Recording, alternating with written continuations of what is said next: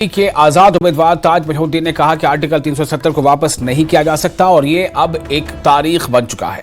ताज ने कहा कि लोगों को दूसरी सियासी जमातों के खोखले वादों का शिकार नहीं होना चाहिए कि वो आर्टिकल 370 को वापस लाएंगे। उन्होंने कहा कि उनके मंशूर में पढ़े लिखे नौजवानों के लिए रोजगार और उड़ी के 5 किलोमीटर के दायरे में मुफ्त बिजली की फराहमी के लिए जद्दोजहद शामिल होगी। तो यहाँ पे एक सवाल है, क्योंकि कांग्रेस सपोर्ट कर रही है जो एनसी का कैंडिडेट है यहाँ पे, क्योंकि उनकी कोalition है, उससे कोई फर्क पड़ेगा आपके वोट बैंक पे? देखिए, यहाँ कांग्रेस भी ना था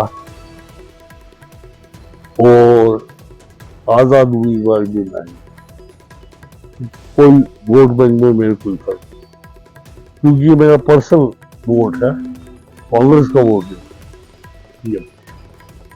काफी बेरोजगारी है उड़ी में, क्योंकि बेरोजगारी की वजह से जो नौजवान हमारे हैं वो ड्रग्स की तरफ बढ़ते जा रहे हैं। बिल्कुल उस पे एक खास रोक लगाने की जरूरत है।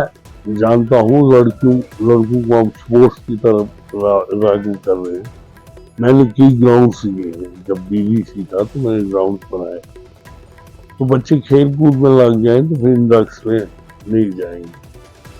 दफा 317-35 पे क्या स्टैंड रहेगा? देखिए, मैं आपसे कहूँगे दफा 370 अब गंगा की गाड़ियां वो कभी वापस नहीं आएंगी।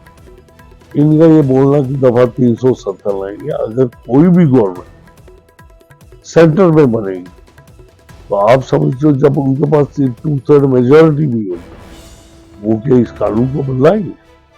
इम्पॉसिबल, कभी नहीं हो सकता, तो उसको भूल जाएंगे। तो लोगों को इस झांसे में नहीं आना चाहिए, इस जात से भी नहीं आना चाहिए। दूसरा रहा 35A में वो क्लॉज उस वक्त डाला गया था कि हमारे जो फंडामेंटल राइट इफेक्ट होते थे, जो जमींदारों से जमीन ली,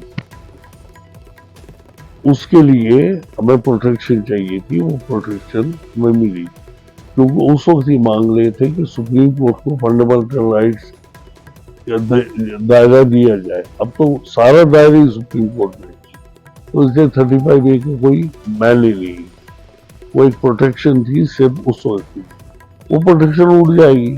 हम हिमाचल की तरह कानून बनाएंगे, हम उत्तराखंड की तरह कानून बनाएंगे, हमें कोई रोक नहीं सकता। न्यूज 18 जम्मू कश्मीर के लिए बारामूला